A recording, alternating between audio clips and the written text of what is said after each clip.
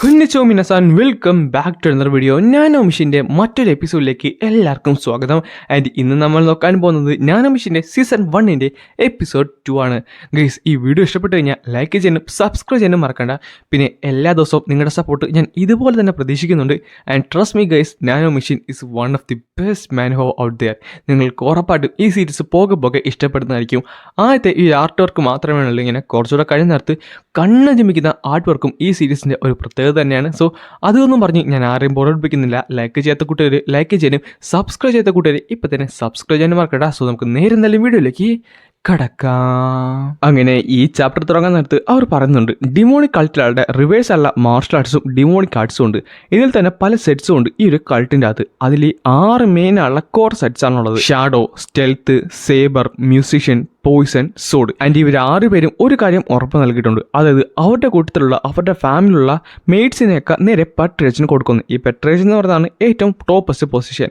അങ്ങനെ അവരുടെ ഭാഗത്തു നിന്ന് കിട്ടുന്ന കുട്ടികളെയാണ് മൈനർ പ്രീസ്റ്റ് എന്ന് വിളിക്കുന്നത്. ആൻഡ് അവർക്കെല്ലാം നിശ്ചിതമായ ഒരു പ്രായമായി കഴിഞ്ഞാൽ അക്കാഡമി ഓഫ് ഡിമോണിക് ആർട്സ് വന്ന് പഠിക്കാറുണ്ട്. ഈ സ്ഥാപനം 10 വർഷം കൂടുമ്പോൾ മാത്രമാണ് തുറക്കുന്നത്. ഇവിടെ കൾട്ടിൽ തന്നെയുള്ള ബെസ്റ്റ് മാസ്റ്റേഴ്സ് ആണ് ഇൻസ്ട്രക്ടേഴ്സ് ആയിട്ട് വരുന്നത്. ആൻഡ് ഇവിടുത്തെ ഗോൾ എന്ന് പറയുന്നത് സ്റ്റുഡൻസിനൊക്കെ അവരുടെ മാക്സിമം പൊട്ടൻഷ്യലിലേക്ക് മാർഷൽ ആർട്ട് പീക്കിലേക്ക് എത്തിക്കണം എന്നാണ്. എന്നാൽ ചില സമയങ്ങളിൽ ഇത് ശരിക്കും ടൈറ്റ് ആകാറുണ്ട്. ടൈറ്റ് ആകുന്നതെന്ന് പറയുന്നത് ഈ കാൻഡിഡേറ്റ്സ് എല്ലാം മൈനർ പ്രീസ്റ്റ്ഹുഡിലുള്ള ആൾക്കാരാകാൻ നേരത്താണ്. സത്യം പറഞ്ഞാൽ കൾട്ടിലുള്ള മെമ്പേഴ്സ് ഇതിനെ വിളിക്കുന്നത് തന്നെ ടൂർണമെന്റ് ഓഫ് മൈനർ പ്രീസ്റ്റ്ഹുഡ് എന്നാണ്. അത് കഴിഞ്ഞ് കാണിക്കുന്നത് നമ്മുടെ ചിയോണാണ്. ഗൈസ്, ഈ ചിയോൺ എന്ന് പറയുന്നത് ഇവന്റെ ഫാമിലിയുള്ള മിക്കവരും വിളിക്കുന്ന പേരാണ്. അത് ലാസ്റ്റ് നെയിം പോലെ. ഇവന്റെ യഥാർത്ഥ പേര് ഈ വൂൺ എന്നാണ് കേട്ടോ. ആ സമയത്ത് അവൻ പറയും ചെയ്യും, അല്ല ഫിസിഷ്യൻ ബേക്ക് പോയിസൺ സെക്റ്റിലാണല്ലോ, അദ്ദേഹത്തിന് എങ്ങനെ എന്റെ ശരീരത്തിൽ നാനോ മിഷൻസ് ഉണ്ടെന്ന് മനസ്സിലാക്കി കഴിഞ്ഞാൽ അത് പ്രശ്നമുള്ള കാര്യമല്ല. ഇപ്പോഴത്തെ മെഡിക്കൽ കറണ്ട് സിറ്റുവേഷൻ വെച്ചുകൊണ്ട് എന്നെ ഒരിക്കലും കണ്ടെത്താൻ സാധിക്കത്തില്ല. ഈ സമയത്ത് തന്നെ പുള്ളിക്കാരൻ പറയുകയും ചെയ്യും, എന്തായാലും ഒരു കാര്യം ഉറപ്പാണ്, യങ് മാസ്റ്ററിനെ ആരൊരാൾ സഹായിച്ചിട്ടുണ്ട്. അദ്ദേഹം എന്തായാലും പെർഫെക്റ്റ്ലി ഹെൽത്തി തന്നെയാണ്. സോ ഞാൻ ജസ്റ്റ് കുറച്ച് ഹെർബൽ മെഡിസിൻസ് മാത്രമേ എഴുതുന്നുള്ളൂ, അതെന്തായാലും കൊടുത്താൽ മതി. Physician back, really thanks. അല്ല താങ്കളിത് പോകുവാണോ? ഞാൻ വേണമെന്നുണ്ടെങ്കിൽ എസ്കോർട്ട് ചെയ്യാം. അതിന്റെ കാര്യമില്ല, നീ തൽക്കാലം യങ് മാസ്റ്റർ ചിയോനെ നോക്കിയാൽ മതി. സത്യം പറഞ്ഞാൽ ഇത് ശരിക്കും മിസ്റ്റീരിയസ് ആണ്. ഒരാൾക്ക് ഇങ്ങനെയൊക്കെ മാറാൻ സാധിക്കുമോ? എനിക്ക് ഇപ്പോഴും ഓർമ്മയുണ്ട് കൊച്ചിലെ ഞാൻ അവനെ കണ്ടത്. പക്ഷേ അവന്റെ ബോഡിയിൽ ഒന്നും തന്നെ അന്നില്ലായിരുന്നു. അതുകൊണ്ട് തന്നെ അവന്റെ ഫാമിലിയിലുള്ളൊരു അവന്റെ ബ്രദേഴ്സും ബാക്കിയുള്ളവരെല്ലാവരും അവനെ ഒഴിവാക്കുന്നത് മാത്രമേ കണ്ടിട്ടുള്ളൂ. ശരിയാണ്, അവനൊരു സെർവന്റ് ഗേളിന്റെ മകനായിരിക്കാം. പക്ഷേ അതേപോലെ തന്നെ ഹോളിനെസിന്റെ ബ്ലഡും അവന്റെ ഉള്ളിലൂടെ ഒഴുകുന്നുണ്ട്. ചിലപ്പോൾ പെട്രേച്ചിന് തന്നെ അവന്റെ മേളിൽ ഒരു ഇൻട്രസ്റ്റ് വന്നു കാണും. അതുകൊണ്ടായിരിക്കും പുള്ളിക്കാരൻ തന്നെ ചിലപ്പോൾ അവനെ സഹായിച്ചിട്ടുള്ളത്. എന്തായാലും ഒരു കാര്യം ഉറപ്പായിട്ടുണ്ട്, ഇത്തവണത്തെ അക്കാഡമി അത് ശരിക്കും ഇൻട്രസ്റ്റിംഗ് ആയിരിക്കും. ഈ സമയത്ത് തന്നെ ഈ വൂൺ പറയും ചെയ്യും, ഭാഗ്യം അവൻ എന്തായാലും നോട്ടീസ് ചെയ്തില്ല. അല്ല, പറഞ്ഞതുപോലെ ഗാഡ് ജാങ് ഇല്ലായിരുന്നെങ്കിൽ ഞാൻ ഉറപ്പായിട്ടും മരിച്ചെന്ന്. നാനോ മെഷീൻ എന്റെ ശരീരം ഹീൽ ചെയ്തതാണ്. പക്ഷെ അദ്ദേഹം എന്നെ കണ്ടെത്തിയില്ലായിരുന്നെങ്കിൽ. അല്ല ജാങ്, റിയലി താങ്ക്സ്. യങ് മാസ്റ്റർ മിണ്ടരുത്. ആദ്യം എന്തെങ്കിലും മിണ്ടുന്നതിന് മുമ്പ് ഒന്ന് പോയി കുളി. നാറ്റം കാരണം ഇവിടെ ഇരിക്കാമല്ല. അതിൻ്റെ കാര്യം. അത് കഴിഞ്ഞ് കാണിക്കുന്നത് അവനോട്ടെ ഫ്രഷ് ആകുന്നതാണ്. ഈ സമയത്ത് തന്നെ പറയും ചെയ്യും, അല്ല നാനോ മെഷീൻ. യെസ് മാസ്റ്റർ, താങ്കൾ പറഞ്ഞോളൂ. നീ പറഞ്ഞത് നിനക്ക് എന്നെ ഹീൽ ചെയ്യാൻ പറ്റുമെന്നല്ലേ? നിനക്ക് എത്രത്തോളം എന്നെ ഹീൽ ചെയ്യാനായിട്ട് സാധിക്കും? എക്സ്റ്റേണൽ വൂൺസ്, സോഡ് വൂൺസ്, പിന്നെ ഇന്റേണൽ ഡാമേജ് ഓർഗൻസ് ഒക്കെ പെട്ടെന്ന് തന്നെ ഹീൽ ചെയ്യാനായിട്ട് സാധിക്കും. പക്ഷേ ബ്ലഡ് ലോസും അതേപോലെ ലോസ് ഓഫ് ഫ്ലഷ് ഒക്കെ ആണെങ്കിൽ കുറച്ചൊരു സമയം എടുക്കും. കാര്യം അതിന് സെൽ ഡിവിഷനൊക്കെ നന്നായിട്ട് വേണം. കൊള്ളാം, നീ എനിക്കറിയാത്ത കുറേ കാര്യങ്ങളെപ്പറ്റി പറയാറുണ്ട്. നമുക്കൊന്ന് ടെസ്റ്റ് ചെയ്ത് നോക്കിയാലോ എന്ന് പറഞ്ഞിട്ട് അവനായിട്ട് ഒരു കത്തിയെടുത്ത് അവൻ്റെ കയ്യിൽ വെച്ചുകൊണ്ട് ഒന്ന് മുറിച്ച് നോക്കുന്നുണ്ട്. ചെറുതായിട്ട് അവന് വേദന എടുക്കുകയും ചെയ്യും. ഈ മുറിവ് അറിഞ്ഞ അടുത്ത സെക്കൻഡ് തന്നെ നാനോ മെഷീൻസ് അതിൻ്റെ പണി തുടങ്ങി. അവൻ്റെ കൺമുമ്പിൽ നിന്ന് തന്നെ അവൻ്റെ കൈയാട്ടെ ഉണങ്ങുന്നത് അവന് കാണാൻ സാധിച്ചു. എനിക്കെൻ്റെ കണ്ണുകളെ വിശ്വസിക്കാൻ സാധിക്കുന്നില്ല. ഇത് ശരിക്കും ഉള്ളതാണോ? അല്ല, ഇങ്ങനെയാണെന്നുണ്ടെങ്കിൽ എനിക്ക് ഹീൽ ചെയ്യാൻ പറ്റുമെന്നുണ്ടെങ്കിൽ. അല്ല, നീ കുറച്ചധികം മറ്റ് ഇൻഫോർമേഷനൊക്കെ എൻ്റെ ബ്രെയിനിലേക്ക് കൊണ്ടുവന്നിരുന്നല്ലോ. ആ എബിലിറ്റീസ് ഒക്കെ എനിക്ക് യൂസ് ചെയ്യാനായിട്ട് പറ്റുമോ? തീർച്ചയായും.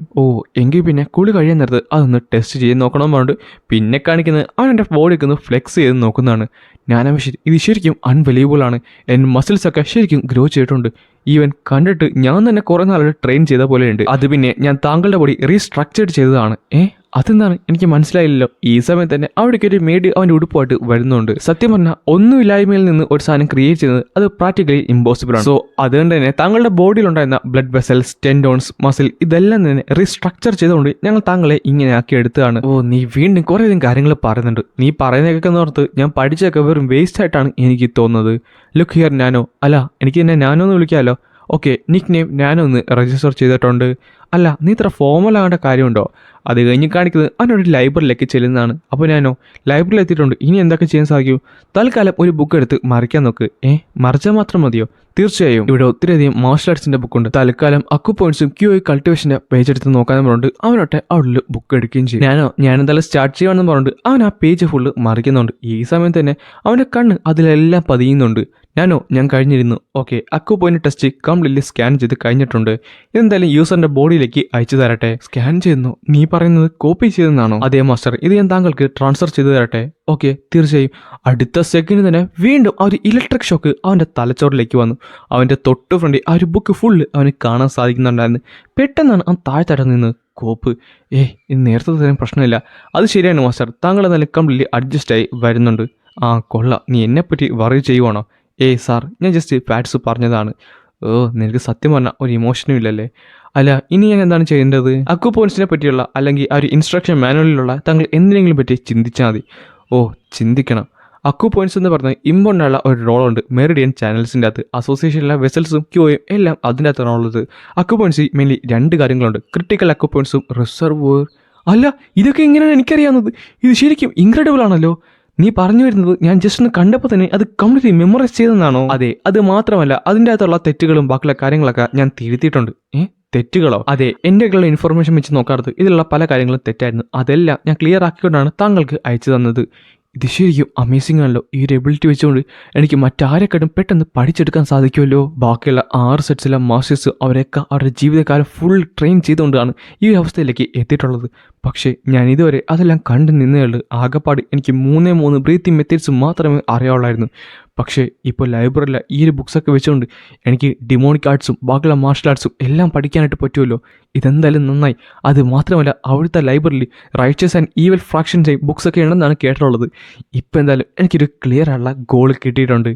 ഞാൻ എന്തായാലും ഈ ഒരു എബിലിറ്റി വെച്ചുകൊണ്ട് ഈ അക്കാഡമിയിൽ തന്നെ ഏറ്റവും സ്ട്രോങ്ങസ്റ്റ് ആയുള്ള ഒരാളായിട്ട് മാറും. പിന്നെ കാണിക്കുന്നത് സ്റ്റെൽത്ത് സെക്റ്റിലെ അവിടുത്തെ സക്സസിൻ്റെ ആ ഒരു മാനറാണ്.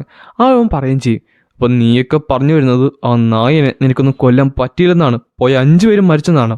അല്ല, നീ പറയുന്നത് ഞാൻ വിശ്വസിക്കണോ? യങ് മാസ്റ്റർ മുഖിയം, അത് സത്യമാണ്. എന്താ സംഭവിച്ചെന്ന് അറിയാമല്ല, പക്ഷേ ഏതൊരു മാസ്റ്റർ അവനെ സഹായിച്ചതെന്നാണ് തോന്നുന്നത്. നിനക്ക് എത്ര ധൈര്യം ഉണ്ടിട്ടാണ് നീ എൻ്റെ പേര് വിളിച്ചത്? I am really sorry young master Jeon. അതേപോലത്തെ ഒരു ലോലി ബെൽത്ത് അവനെ കൊല്ലാൻ പോലും നിനക്കൊന്നും പറ്റിയില്ലല്ലോ. പറഞ്ഞിട്ട് കാര്യമില്ല. ഞാനെല്ലാം കൃത്യമായിരുന്നു പ്ലാൻ ചെയ്തത്. അവൻ്റെ ഗാർഡിനെ അവൻ്റെ അടുത്തുനിന്ന് മാറ്റി. പക്ഷേ അവൻ ആരെങ്കിലും പ്രൊട്ടക്ട് ചെയ്യുന്നുണ്ടോ? എനിക്ക് തോന്നുന്നു അവൻ്റെ മരണം എൻ്റെ കൈകൊണ്ട് തന്നെ നടക്കുന്നതാണ്. ചിയോൺ, നീ എന്തായാലും അക്കാഡമിയിലേക്ക് വാ. അവിടെ വെച്ച് തന്നെ ഞാൻ നിന്നെ കൊന്നേക്കാം. അത് കഴിഞ്ഞ് കാണിക്കുന്നത് പിറ്റേ ദിവസം രാവിലെയാണ്. കോപ്പ്, എനിക്കൊന്ന് ഉറങ്ങാൻ പോലും പറ്റിയില്ല. ഒന്ന് കണ്ണ് പോലും അടക്കാനായിട്ട് സാധിച്ചിട്ടില്ല. ഏകദേശം രാവിലെ ആയിട്ടുണ്ട്. ഇന്നത്തെ ദിവസമായിരിക്കും ഞാൻ അക്കാഡമിയിലേക്ക് കയറാൻ പോകുന്നത്.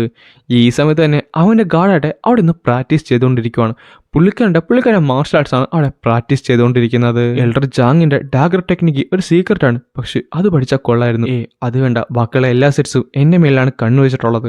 അവരെന്തായാലും എന്നെ വെറുതെ വിടാൻ പോകുന്നില്ല. അതായിരുന്നു ഞാൻ എൻ്റെ അമ്മക്ക് കൊടുത്ത വാക്ക്. അക്കാഡമി ചേരുന്നതിന് മുമ്പ് വരെ ഞാൻ മാർഷൽ ആർട്സ് പഠിക്കത്തില്ലെന്ന്. മാസ്റ്റർ, വേണമെന്നുണ്ടെങ്കിൽ താങ്കളുടെ ഗാർഡ് ചാങ്ങിൻ്റെ ട്രെയിനെ എനിക്ക് സ്കാൻ ചെയ്യാനായിട്ട് സാധിക്കും. നീ എന്തോണീ പറഞ്ഞത്? നിനക്ക് മറ്റുള്ളവരുടെ മൂവ്സ് സ്കാൻ ചെയ്യാനായിട്ട് സാധിക്കുമെന്നോ? ഗാർഡ് ചാങ്ങിൻ്റെ ടെക്നിക്ക് അതിൻ്റെ ബ്രെയിനിലേക്ക് ട്രാൻസ്ഫർ ചെയ്യാനായിട്ട് സാധിക്കുമോ? അതെ, അത് മാത്രമല്ല വേരിയസ് ഉള്ള മാർഷൽ ആർട്സും ഡേറ്റാസും എല്ലാം എൻ്റെ ഡേറ്റാബേസിലുണ്ട്. അതെല്ലാം വേണമെന്നുണ്ടെങ്കിൽ താങ്കളുടെ ബ്രെയിനിലേക്ക് എനിക്ക് ട്രാൻസ്ഫർ ചെയ്യാനായിട്ട് സാധിക്കും. അല്ല, എൽഡർ ജാങ്ങിൻ്റെ ടെക്നിക്ക് ഞാനത് സ്റ്റീൽ ചെയ്യണോ? അദ്ദേഹത്തിനോട് ചോദിക്കാതെ. കുഴപ്പമില്ല. എന്തായാലും ഇന്ന് ഉച്ചയ്ക്ക് എനിക്ക് അക്കാഡമിക് കയറാനുള്ളതാണ്. അവിടെ വെച്ച് എന്തായാലും ഗാർഡ് ജാങ്ങിന് എൻ്റെ കൂടെ വരാൻ സാധിക്കത്തില്ല. സോ ഇതെൻ്റെ പ്രൊട്ടക്ഷന് വേണ്ടിയല്ലേ. അപ്പോൾ നീ എന്തായാലും സ്കാൻ തുടങ്ങിക്കോ. ഇനിഷ്യേറ്റിംഗ് സ്കാൻ എന്ന് പറഞ്ഞിട്ട് പിന്നെ അവൻ അതൊക്കെ നോക്കിക്കൊണ്ട് നിൽക്കുകയാണ്. പുള്ളിക്കാരൻ ടെക്നിക്സ് ഒക്കെ നോക്കുന്നുണ്ടെങ്കിലും വളരെ സൂക്ഷ്മതയോടെ നമ്മുടെ ഈയോൺ അതെല്ലാം നോക്കിക്കൊണ്ട് നിൽക്കും. പുള്ളിക്കാരൻ വേറെ സ്ഥല ടെക്നിക്ക് യൂസ് ചെയ്യുകയും ചെയ്യും. അങ്ങനെ ഏകദേശം 1 മണിക്കൂർ കഴിഞ്ഞിട്ടുണ്ട്. എല്ലാ ടെക്നിക്കും സ്കാൻ ചെയ്ത് കഴിഞ്ഞു. ഇനി എല്ലാം താങ്കളുടെ ബ്രെയിനിലേക്ക് ട്രാൻസ്ഫർ ചെയ്തെന്ന് പറഞ്ഞിട്ട് പെട്ടെന്ന് ഒരു ഫ്ലാഷ് പോലെ അവൻ്റെ തലയിലേക്ക് അടിക്കും. ട്രാൻസ്ഫർ കംപ്ലീറ്റ് ആയിട്ടുണ്ട്. ഇതെന്തായാലും കുറച്ചുകൂടെ ഈസിയറായി. ഇതെനിക്കെല്ലാം ഓർമ്മ കിട്ടുന്നുണ്ടല്ലോ, ഇതെനിക്ക് വിശ്വസിക്കാൻ പറ്റുന്നില്ലെന്ന് പറഞ്ഞ് പെട്ടെന്ന് അവൻ ഓടിച്ചെന്ന് അവിടെ ഉണ്ടാകുന്ന ചെറിയൊരു സോൾ എടുക്കും. എനിക്ക് മനസ്സിലാകുന്നുണ്ട് അദ്ദേഹത്തിൻ്റെ ടെക്നിക്ക് ഒരു ഡാഗർ ടെക്നിക്കാണ്. പക്ഷേ വേണ്ട ജാങ് അങ്ങനെ എന്നെ കണ്ടു കഴിഞ്ഞാലെന്ന് പറഞ്ഞിട്ട് അവനൊട്ടെ ആദ്യം അവിടെയുള്ള ആ ജനൽ അടക്കുന്നുണ്ട്. എന്നിട്ട് പുള്ളിക്കാരൻ സ്റ്റാൻസിൽ നിന്നുകൊണ്ട് അതങ്ങോട്ട് യൂസ് ചെയ്ത് നോക്കുന്നുണ്ട്. പുള്ളിക്കാരന് വളരെ സിമ്പിളായിട്ട് തന്നെ അതെല്ലാം തന്നെ ചെയ്യാനും സാധിക്കുന്നുണ്ടായിരുന്നു. അവനെ പോലും വിശ്വസിക്കാൻ സാധിക്കുന്നില്ല. അതായത് എൽഡർ ജാങ് കഴിഞ്ഞ 20 വർഷമായി കഷ്ടപ്പെട്ട് പഠിച്ച ടെക്നിക്കാണ് അവൻ ഒറ്റ ദിവസം കൊണ്ട് അത് നിമിഷ നേരങ്ങൾ കൊണ്ട് പ്രാക്ടീസ് ചെയ്തത്. എനിക്ക് മനസ്സിലാകുന്നില്ല, ഇത് ശരിക്കും അൺബലീവബിൾ ആണ്. മാസ്റ്റർ, ടെക്നിക്സ് ഒക്കെ ഞാൻ താങ്കളുടെ ബ്രെയിനിലേക്ക് അയച്ചിട്ടുണ്ട്. അതേപോലെ തന്നെ മസിൽസ് ഫൈബറുകളിലും ടെൻഡൻസിലും അത് അയക്കേണ്ടതായിട്ടുണ്ട്. അപ്പോൾ നീ എൻ്റെ മസിൽസിലും അയക്കണോ? അതെ, അത് അയച്ചില്ലെങ്കിൽ എന്ന് പറഞ്ഞപ്പോഴാണ് പെട്ടെന്ന് അവൻ്റെ ശരീരം ഫുള്ള് വേദനിച്ച് ആ നേരെ താഴത്തേക്ക് വീണത്. എൻ്റെ ശരീരം എനിക്ക് ഫുള്ള് വേദനിക്കുന്നു, എനിക്ക് നന്നായിട്ട് വേദനിക്കുന്നു. എനിക്ക് എന്താണ് പറ്റുന്നത്? താങ്കളിപ്പോൾ ആ ഒരു ടെക്നിക്ക് യൂസ് ചെയ്ത് താങ്കളുടെ മസിലൊന്നും ഡെവലപ്പ് ചെയ്യാതാണ്. അതുപോലെ തന്നെ പൂർണ്ണമായും താങ്കളൊന്നും പഠിച്ചിട്ടില്ല. അത് കാരണം തന്നെ താങ്കളുടെ മസിലും ടെൻഡൻസും എല്ലാം തന്നെ ഡാമേജ് ആകുന്നതാണ്. എനിക്ക് നീ പറയുന്നത് ഒന്നും മനസ്സിലാകുന്നില്ല. ഓക്കെ, യൂസറിൻ്റെ ലെവലിനനുസരിച്ച് ലാംഗ്വേജ് ഞാൻ അഡ്ജസ്റ്റ് ചെയ്യുവാണ്. ഓക്കെ, അഡ്ജസ്റ്റ്മെൻറ്റ് കംപ്ലീറ്റ് ആയിട്ടുണ്ട്. മാസ്റ്റർ, എൽഡർ ജാങ് എന്ന് പറഞ്ഞത് ഈ ടെക്നിക്ക് കുറേ അധികം നാളായിട്ട് യൂസ് ചെയ്യുന്നതാണ്. അതുകൊണ്ട് തന്നെ പുള്ളിക്കാരൻ്റെ ബോഡി അതിനുവേണ്ടി കംപ്ലീറ്റ്ലി പ്രോസസ്ഡ് ആണ്. പക്ഷേ താങ്കളുടെ ബോഡി അങ്ങനെയല്ല. താങ്കളുടെ ബോഡി വെച്ച് നോക്കുന്നത് അത് കംപ്ലീറ്റ്ലി അൺഡെവലപ്ഡ് ആണ്. സോ ആ ടെക്നിക്സ് ഒക്കെ യൂസ് ചെയ്തെടുത്ത് താങ്കളുടെ ബോഡി കംപ്ലീറ്റ്ലി ഡിസ്ട്രോയ് ആകുന്നതാണ് താങ്കൾക്ക് ഈ വേദനയായിട്ട് ഫീൽ ചെയ്യുന്നത്. ഇപ്പോൾ പിന്നെ മനസ്സിലാവുന്നുണ്ട്. അപ്പോൾ ഇവിടെയുള്ള ഇൻഫോർമേഷനൊക്കെ എൻ്റെ മസിലിലേക്ക് ഞാൻ ട്രാൻസ്ഫർ ചെയ്ത് കഴിഞ്ഞാൽ പിന്നെ വേദനിക്കത്തില്ലല്ലോ. അത് തന്നെ താങ്കൾക്ക് കാര്യം മനസ്സിലായി. ഞാൻ ട്രാൻസ്ഫർ ഇനിഷ്യേറ്റ് ചെയ്യട്ടെ? മാസ്റ്റർ, ഏകദേശം 2 മണിക്കൂറിലെടുക്കും ഈ ഒരു കാര്യം ചെയ്തു തീർക്കാനായിട്ട്. കാര്യം എല്ലാ നാനോ മെഷീൻസും ഇതിനകത്ത് ആക്ടിവേറ്റ് ആയിരിക്കുന്നതാണ്. 2 മണിക്കൂർ കുഴപ്പമില്ല. ഉച്ചക്കാണ് എനിക്ക് അക്കാഡമിയിൽ കയറാനായിട്ടുള്ളത്. അതേപോലെ തന്നെ ഈ ഒരു പ്രോസസ്സ് ശരിക്കും എക്സ്ട്രീംലി പെയിൻഫുൾ ആണ്. അല്ല, ശരിക്കും വേദന? അതെ, 135 ലക്ഷം കേസസിലും എല്ലാവരും ബോധം കിട്ട് വീണിട്ടുണ്ട്. അപ്പം ഞാൻ അത്രയും റിസ്ക് എടുക്കണോ? അല്ല, താങ്കൾക്ക് വേണമെന്നുണ്ടെങ്കിൽ എനിക്ക് താങ്കളെ ഉറക്കാനായിട്ട് സാധിക്കും. എങ്കിൽ പിന്നെ എനിക്കിത് ഹാൻഡിൽ ചെയ്യാൻ പറ്റില്ലെങ്കിൽ മാത്രം എന്നെ ഉറക്കിയാൽ മതി. ഓക്കെ, എങ്കിൽ ട്രാൻസ്ഫർ സ്റ്റാർട്ട് ചെയ്യുകയാണെന്ന് പറഞ്ഞിട്ട് പെട്ടെന്ന് അത് ട്രാൻസ്ഫർ സ്റ്റാർട്ട് ചെയ്യുന്നുണ്ട്. ആദ്യത്തെ കുറച്ച് സെക്കൻഡ് കുഴപ്പമൊന്നുമില്ലായിരുന്നു. അല്ല, ഇതെനിക്ക് വേദനിക്കുന്നില്ലെന്ന് പറഞ്ഞ അടുത്ത സെക്കൻഡിലാണ് അവൻ്റെ ശരീരം മുഴുവനായിട്ട് വേദന കൊണ്ട് നിറഞ്ഞത്. പെട്ടെന്ന് തന്നെ അനസ്തീഷ്യ കൊടുത്ത് അവനെ ബോധം കടത്തി താഴത്തേക്ക് ഇടുന്നുണ്ട്. ഈ സമയത്ത് തന്നെ താഴത്ത് ജാങ് ഇരുന്ന് പുള്ളിക്കാരൻ കുക്ക് ചെയ്തുകൊണ്ടിരിക്കുകയാണ്.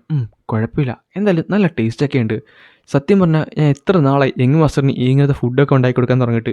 ഇന്നെന്തായാലും അക്കാഡമിയിലേക്ക് പോകില്ല, പുള്ളിക്ക് എൻ്റെ ഫേവറേറ്റ് തന്നെ എടുത്തു കൊടുക്കാം. അത് കഴിഞ്ഞ് കാണിക്കുന്നത് ചെറിയൊരു ഫ്ലാഷ് ബാക്കാണ്. ഗാഡ് ജാങ്, ഞാൻ എന്തായാലും യൂണിനെ നിന്റെ കയ്യിലേക്ക് വിടുവാണ്. ലേഡി ഹുവ പോയിസൺ കാരണം മരിച്ചിട്ട് ഇപ്പോൾ ഏകദേശം 5 വർഷം കഴിഞ്ഞിരിക്കുന്നു. ഇപ്പോൾ യങ് മാസ്റ്ററായിട്ട് അക്കാഡമി ഓഫ് ഡിമോണിക് ആർട്സിലേക്ക് കയറാനും പോയിരിക്കുന്നു. എന്തായാലും ഇന്ന് നല്ലൊരു മീൽ തന്നെ എനിക്ക് തയ്യാറാക്കി കൊടുക്കണമെന്ന് പറഞ്ഞപ്പോഴാണ് ആ ഒരു ശബ്ദം കേട്ടത്. കാര്യം അവനാട്ടെ മുകളിൽ നിന്ന് കാറുന്ന ശബ്ദം. അടുത്ത സെക്കൻഡ് തന്നെ യങ് മാസ്റ്ററിനെ വിളിച്ചുകൊണ്ട് അവൻ്റെ റൂമിലേക്ക് ഓടി ചെന്നപ്പോഴാട്ടെ അവനോട്ടെ അവിടെ ബോധം കെട്ടി കിടക്കുവാണ് യങ് മാസ്റ്റർ. എന്നിട്ട് പുള്ളിക്കാരൻ്റെ അവൻ്റെ പൾസ് ചെക്ക് ചെയ്യുന്നുണ്ട്. അല്ല, പൾസൊക്കെ കംപ്ലീറ്റ്ലി നോർമലായിരുന്നല്ലോ. പക്ഷേ ഇവനിവിടെ എന്ത് ചെയ്യുമായിരുന്നു? ആ സമയത്താണ് ആ ഫുട് പ്രിൻറ്റ്സ് അവൻ കണ്ടത്. അതാട്ടെ അവൻ പോയി പരിശോധിക്കുന്നുണ്ട്. യങ് മാസ്റ്റർ, താങ്കൾ എന്നെ കഴിഞ്ഞ് 2 വർഷമായി നോക്കുന്നുണ്ടായിരുന്നു. ഈ 2 വർഷമായിട്ട് എനിക്ക് വിശ്വസിക്കാൻ സാധിക്കുന്നില്ല. ഞാൻ 20 വർഷമായി കഷ്ടപ്പെട്ട് പഠിച്ചത് താങ്കൾ 2 വർഷം കൊണ്ട് പഠിച്ചെടുത്തു എന്നാണ് ഈ പറയുന്നതെന്ന് ചോദിച്ചുകൊണ്ടാണ് ഈ ഒരു ചാപ്റ്റർ ഇവിടെ അവസാനിക്കുന്നത്.